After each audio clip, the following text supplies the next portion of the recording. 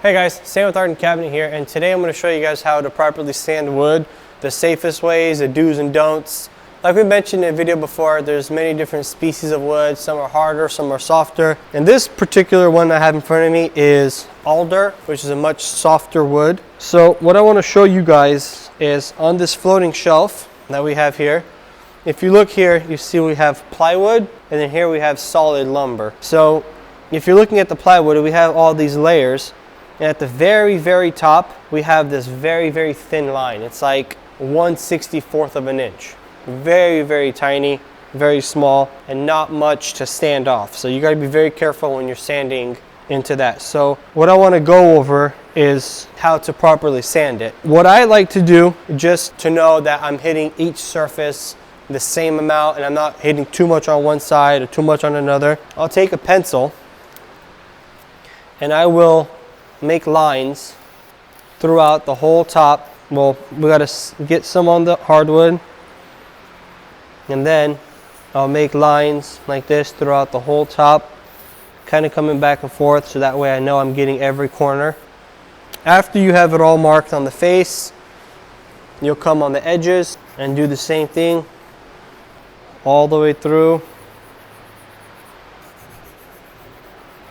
We'll start with the face, the solid lumber part. The solid lumber, when it comes from the mill, it always has these slight little mill marks on them that are a little bit harder to sand out. So we'll start off with the 150. The 150 grit sandpaper.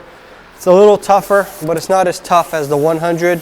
What you want to do is you'll start and you'll just sand out the lines.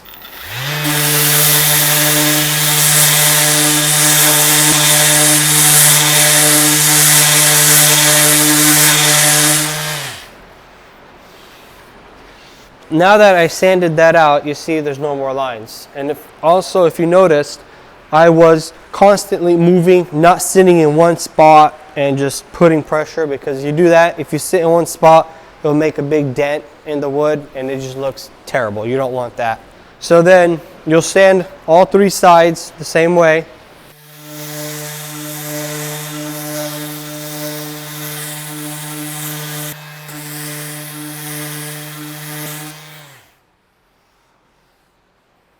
And now that they're all sanded, if you just stain over the 150 grit, you'll see some little swirls from the sandpaper. We call those pigtails.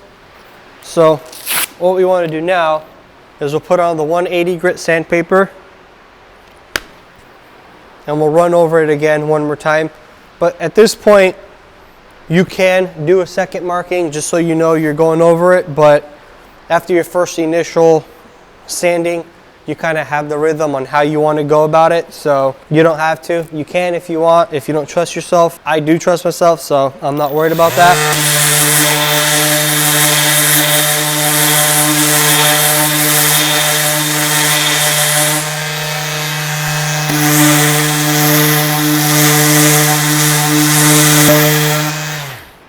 So now that all the edges are sanded nice and smooth, we'll work on the face. Like I mentioned before, we have the solid wood on the sides, and then here we have the plywood with that very thin veneer.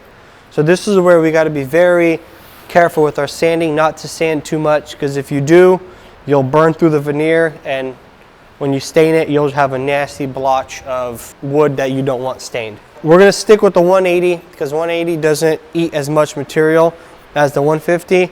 So once again, I'm going to keep a constant flow. I'm not going to sit too much in one spot. And if it comes to a spot where, say, I need to put a little more pressure, what I'll do is I'll put some pressure and then I'll move around over the whole thing, put some pressure, move around in a different position, and just kind of blending the whole thing in as I sand.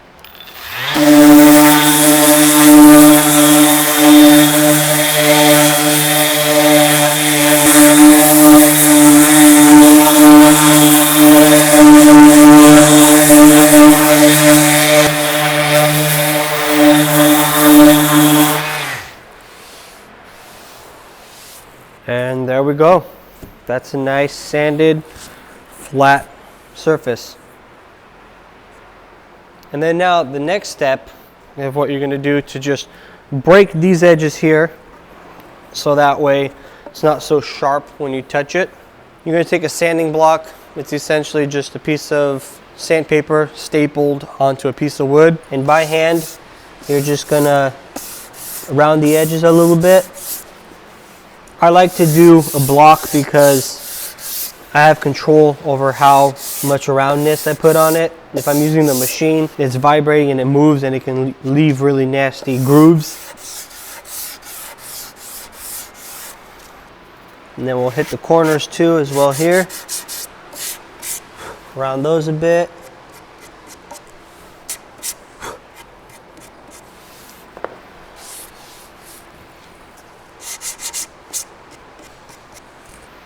That's the finished shelf. Sanded, nice and clean. Just an example of eating through the wood too much. We call it burn through. You burn through the veneer. If you're sanding too much, you're focused too much on a little dent or a scratch there, you can eat too much out of it. So just, for example, to see what it would look like.